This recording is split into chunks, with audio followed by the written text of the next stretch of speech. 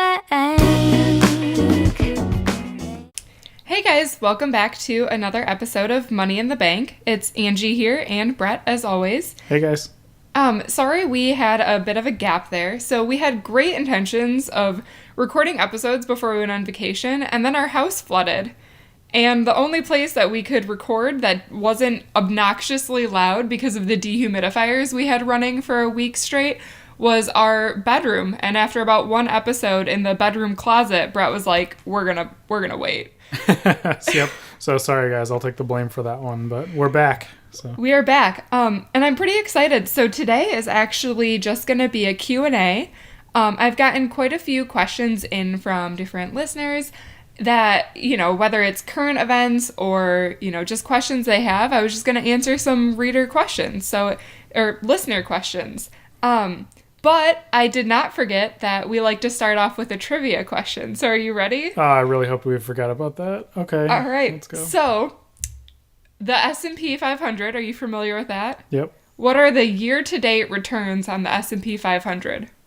Year to date? Yeah. From January to February. Because everyone's been freaking out about the big market crash. So, year to date, what do you think the return is? So I know it was climbing like crazy, right? Just like the Dow was. And so I think it came back down to kind of where it was in December is what they were saying about the Dow. So I assume the S&P was on a similar track. So maybe it lost, 80% of what it was since the beginning of the year. Lost 80%? Of what it's gained so far since okay. January So you're 1st. saying, but as a percentage, what do you think it's at throughout for the my year? returns? Yeah. I don't know, maybe 4%. All right. So you're actually pretty optimistic, which is good. It's negative 2% year to date. So it is lower than still. It is lower. But a lot of people have this the sky is falling attitude, and I don't think the sky is falling quite yet. And I think, a lot of people are looking at these corrections and they're saying, oh, it's almost a 10% correction. Well, if you look at year to date, it doesn't, quite look as bad as that. So it's, the big thing I've learned about stocks and mutual funds in general is that the numbers don't lie, but liars use numbers. So you can paint this picture a million different ways depending on what you want to be portrayed. And I think the media right now is trying to show a lot of fear, right? And it's scaring people. But I just want to reassure you that, hey, market corrections happen. No big deal. And year to date, we're at negative 2%. So that's not too bad. Right.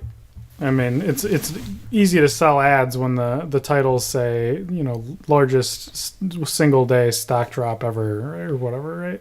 Which also wasn't true, but yeah. Regardless of what, the reality is. Right? Yeah, exactly.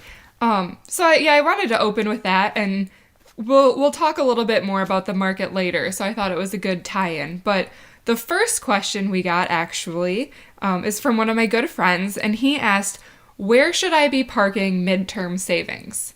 Which is a great question. Mm-hmm. We've talked a lot about saving money. We've talked a lot about investing for retirement or investing in a, 501(c)(3 for your kids' education.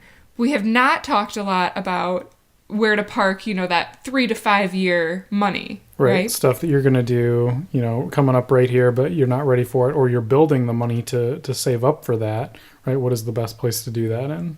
Yeah. And so the hard thing about this question is there's not one good answer. As a lot of things in the financial world, there's more layers that I need to know here. And there's also a layer of what is your personal risk level and comfort level. Some people, if they don't have a purchase coming up for 5 years, even if the money is going to lose, even if they have the risk of their money losing some value, they would rather, put it in a mutual fund that's invested in stocks to potentially get an upside because they're okay with accepting the downside. And then there's some people that if they lose one dime, they're going to freak out. So, there is a little bit of personal thing here. So I'm just going to walk through a few examples to hopefully cover on quite a few of the bases and just get people thinking about what would be best for them. So I guess we'll start with, Do you happen to know what the interest rate is on our Ally savings account? I know it's over 1%, right? Yeah, they've actually been increasing it over the years. So we're actually at 1.35%. 1.35. Okay. Which is- so I looked at one of our other credit union accounts, the other day, and it was 0.1% for that savings account for our business account. Yeah. Not that we keep money in there intentionally. We keep money in there because we're going to spend it on, fixing units or whatever that is. But Right. that's a huge difference, right? So, I say that to say some people, when they ask me, where should I park midterm money? If you're looking at a, 0 to 3 year timeline as your midterm money, or 1 to 3 years, probably the best answer, even though it's not an exciting answer, is to put it in a savings account. But I don't mean that saving account that earns 0.1%. Open an Ally account. I'm not getting paid anything to say this. I have been a customer of Ally Bank since 2009. Consistently, their savings account has one of the highest rates on the market. And I've been really impressed with them because I had 1% at Ally for years. And then the last year and a half, as interest rates have slowly started going back up, they have actually passed that back onto the customer, which they don't have to do. They already had one of the highest savings account rates as it was, and they're still increasing that, which good on them. They're keeping me as a customer because I appreciate that they're looking out for me. Yeah, I mean, they don't have brick and mortar stores, so that's always been their thing, right? Is hey, we don't have to pay for all this overhead, so we can provide a higher interest rate than a lot of other places do. Exactly.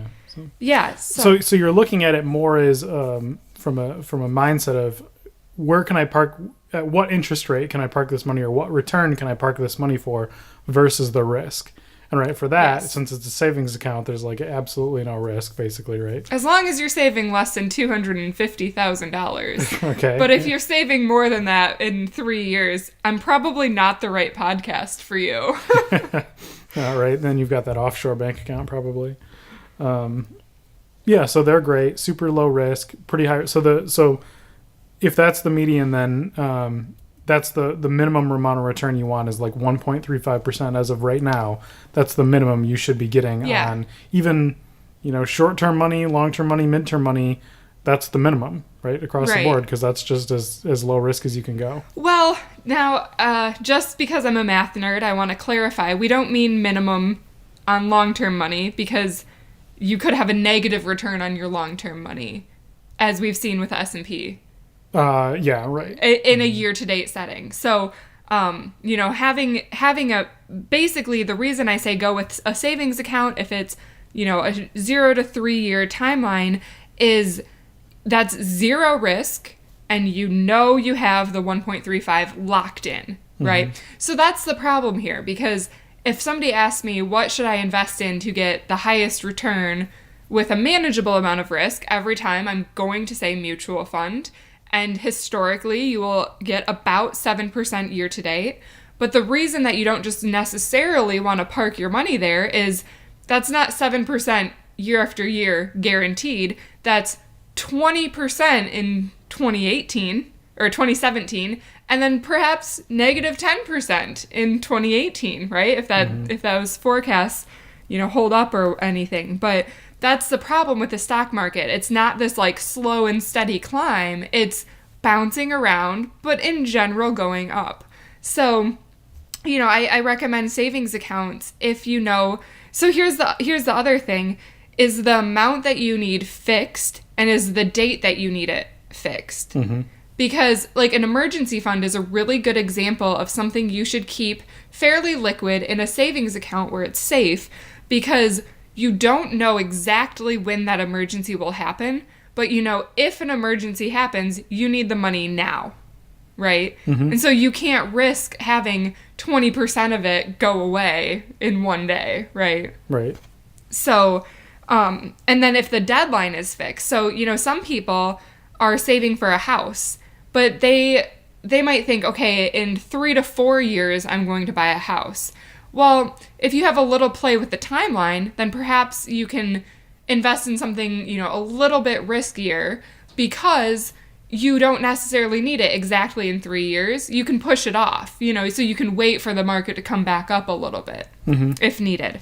So while I'm on that track, I was just going to talk about some of the other areas that you can park your money that are not just savings accounts. So you can do CDs, very similar to a savings account, but typically you can lock in a higher interest rate. Yep, my family's always been big fans of those growing up, right? Yeah. 'Cause it's the safest guarantee, and they were given the best best interest rate at the bank account or at the bank at our credit union. So that was the option that they were comfortable going with. Yep.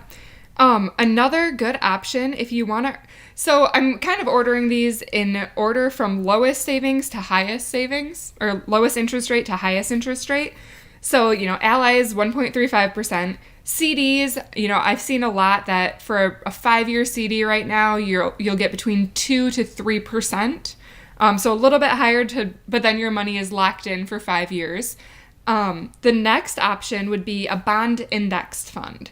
So essentially, bonds are quite a bit safer than stocks because they don't have the same volatility, but returns in general are quite a bit lower. I was looking at some this morning, and on average, they get between 4 to 6% interest. But, I saw one that the annual return on it was, negative 0.5%. So not the negative 2% that the S&P has seen, but it's still negative because it'll still trend that way. But I guess the point here is that your gains and your losses will just be smaller. Mm-hmm. So if you don't want something as risky as stocks, you can do a bond index fund. They are generally safer. And that can be a good option for a lot of people because it's still fairly safe, but you might be able to see quite a bit higher returns. Then one more layer down is to do a balanced mutual fund. So this essentially means picking a mutual fund that has bond and stocks all blended up. So you don't have to worry about rebalancing it. They do that for you. But again, you can get a little bit higher returns, but you're also getting a little bit riskier. So this is where it kind of depends on what is your actual timeline. Midterm money can mean different things to different people. Brett and I have used midterm money to mean, okay, we want to retire early, so where are we going to get our money from age, 45 to 65? Right. But midterm money can also mean, okay, in 3 years, I want to buy a car.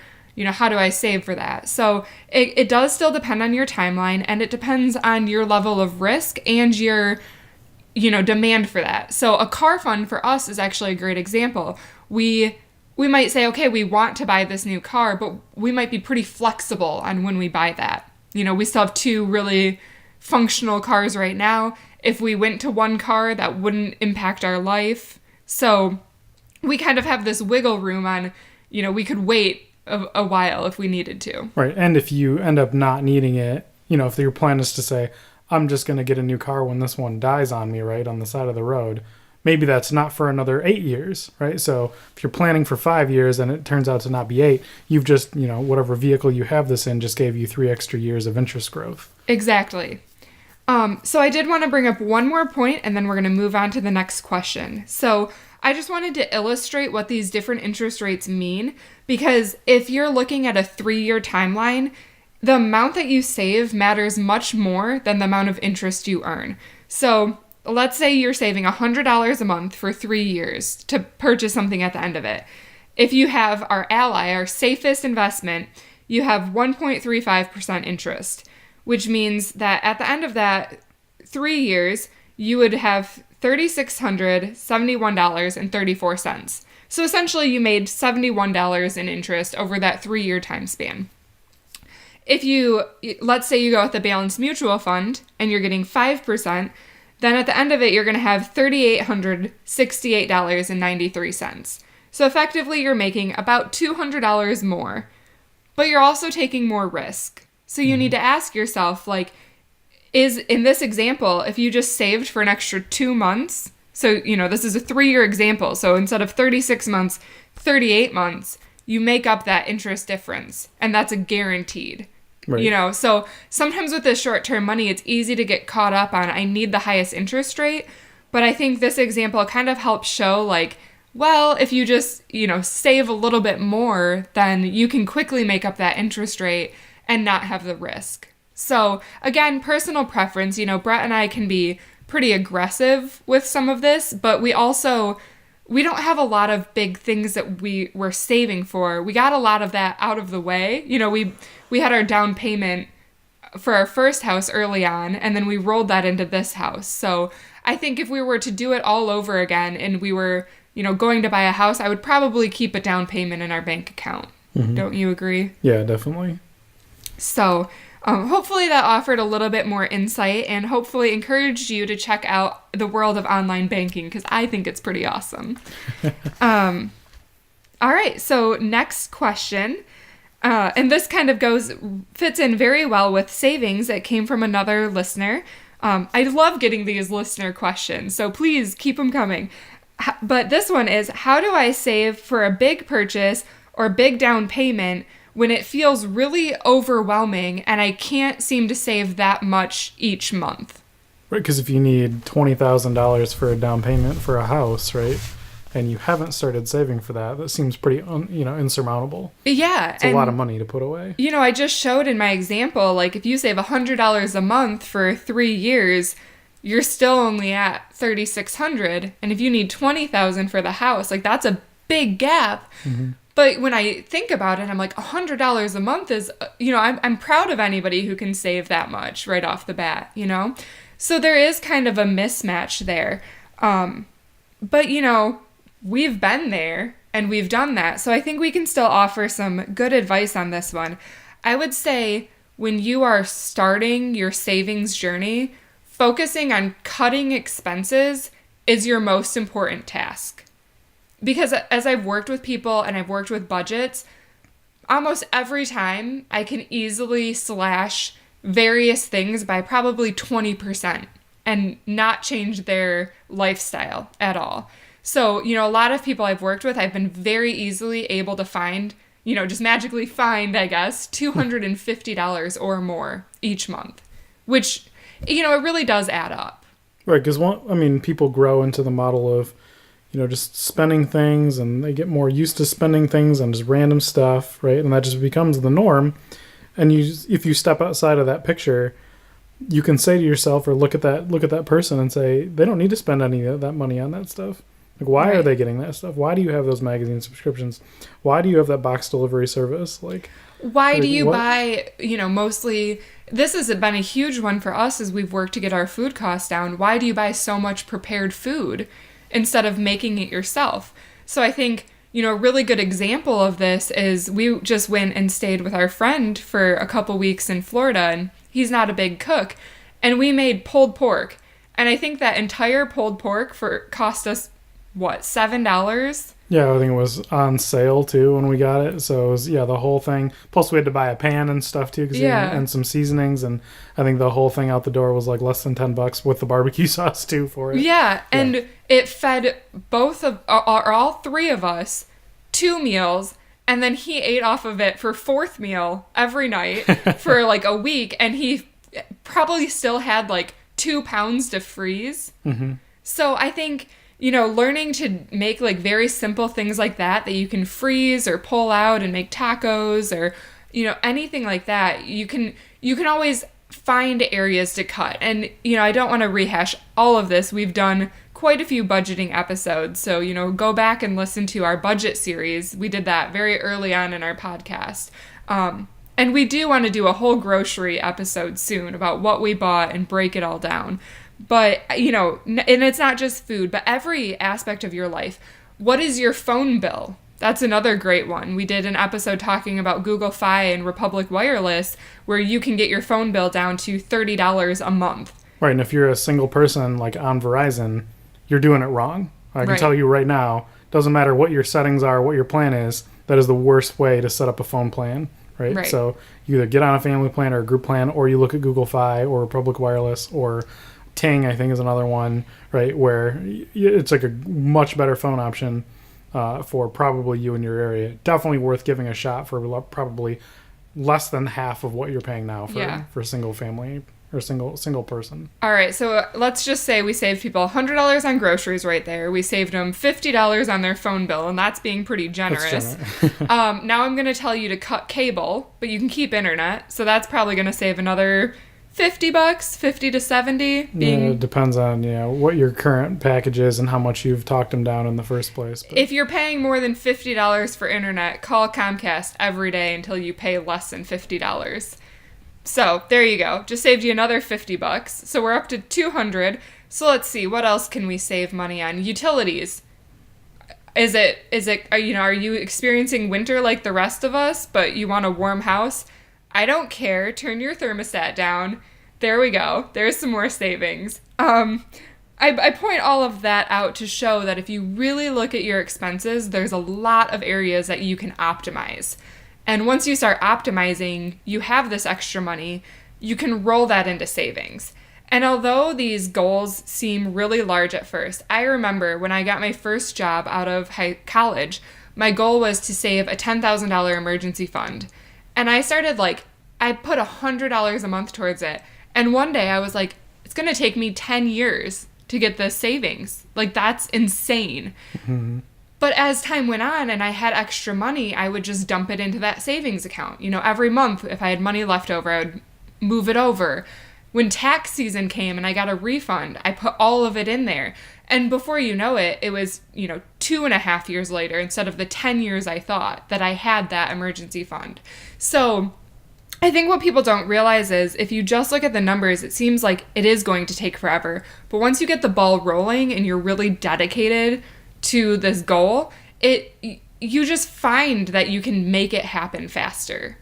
And probably, a lot of people listening to this podcast have more money coming in than they need to have, right?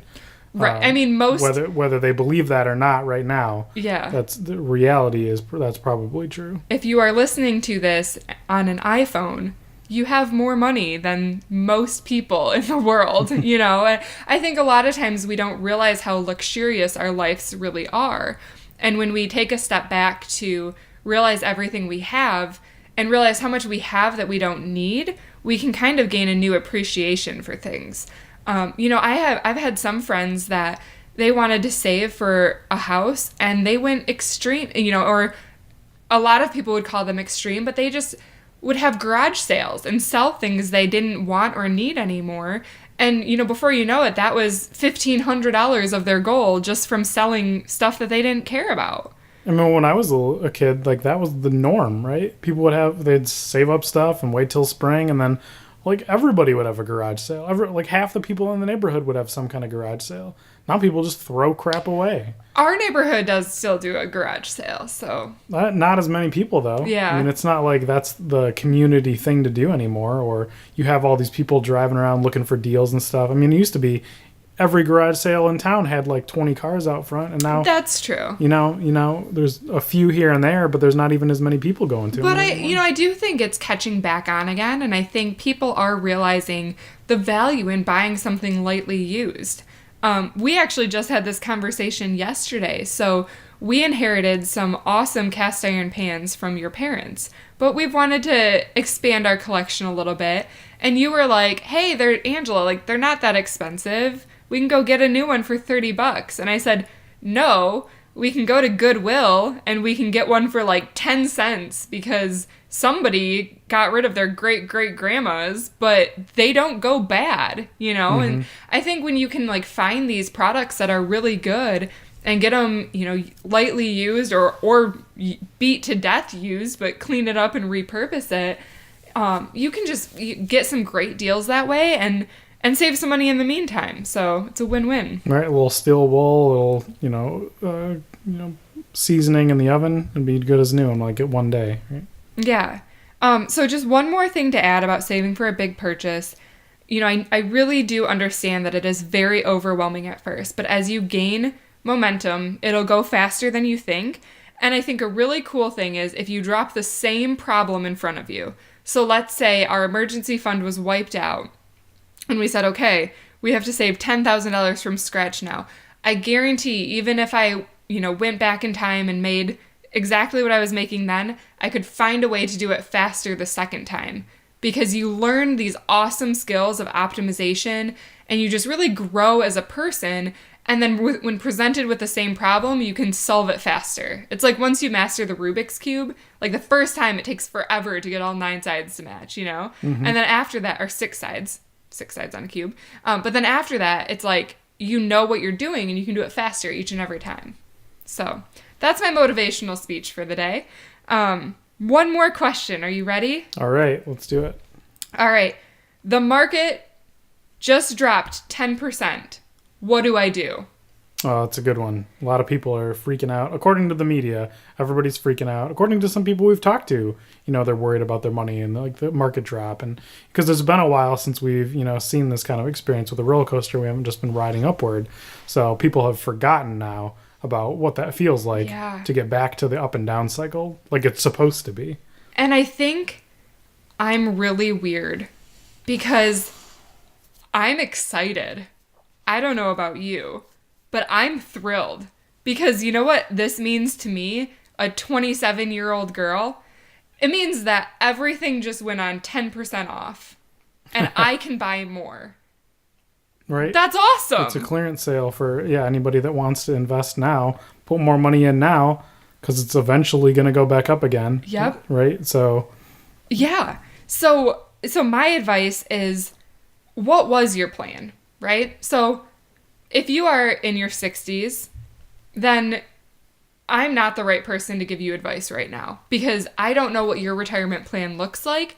I don't know if you have enough liquid money to carry it through until the market recovers, which most experts recommend holding about a 3-year cushion in liquid amounts so that you can ride out these waves. But I don't know those facts. So, if you are in that scenario, please do consult your expert, or, if you really want to, email me with some more information and I can try to help you. But I'm not an expert. But the beauty of this is if you are not nearing retirement age or retired, you have time, right? Like the market drop, that's where your 401k is. That's what you're not touching until you are, in your 60s. This 70s. Is a beautiful thing. This is awesome because we've talked about my friend Bob on the podcast before, the world's worst market investor. He only invested right before every big crash of, 50% or whatever. Mm-hmm. And he still made out like a bandit, right? He invested a total of $180,000 in his investing career, and he is a millionaire, right? So do not panic. Leave your money where it is. If you wanted to take money out because you were nervous about this, the time has already passed. You are too late. You don't take market out when it's, you don't take it out when it starts going down. You take it out when it's up. Right. But I don't recommend you taking out until you need it. And if you don't need it, who cares what this number says on this piece of paper? Keep doing you. Keep your head down. Keep working. Keep putting more money in there. And your future is as bright as ever. Yep. So, we did a whole episode about this, and we compared it to being on a highway and getting passed by a semi. Just stay in your lane, keep the course, and it'll be okay. I promise. We don't know when it'll go back up, but I will make a prediction that it will go back up. That's right. Not everybody's going to jump ship. There's a lot of stability in assets. I mean, the market's not going to just dissolve overnight. Your money's not going anywhere. As long as you can ride it out, it's going to go back up again, and it's going to be even higher than it is now. Yeah. I mean, even after, 1929, 1930, the Great Depression, guess what? It's not like the market then was higher than it is now. It's not like that crash that everyone thought was so bad was that bad. If you had money in, you still would have made 100 times that amount, So don't panic. It'll be okay. And just leave the money where it is. Cool. So, awesome. All right. So that's all the questions we had for today? That's all the questions for today. All right. Sounds good. All right. Well, thanks for tuning in. If you do have any more questions, please let me know. This was a fun episode for me, and I got to do a little research and some calculations. So that's always a good balance. But we will drop our contact information in, and we look forward to hearing from you. Thanks, guys. Hey guys, thanks for tuning in to this week's episode of Money in the Bank. Make sure to subscribe to us on the iTunes or Stitcher app so that you get weekly alerts every time we post a podcast. Or if you want, you can visit my website, moneyinthebankpodcast.com. And if you want to reach out with any questions or further comments, please email me at Angie@moneyinthebankpodcast.com. I look forward to hearing from you. Money in the bank.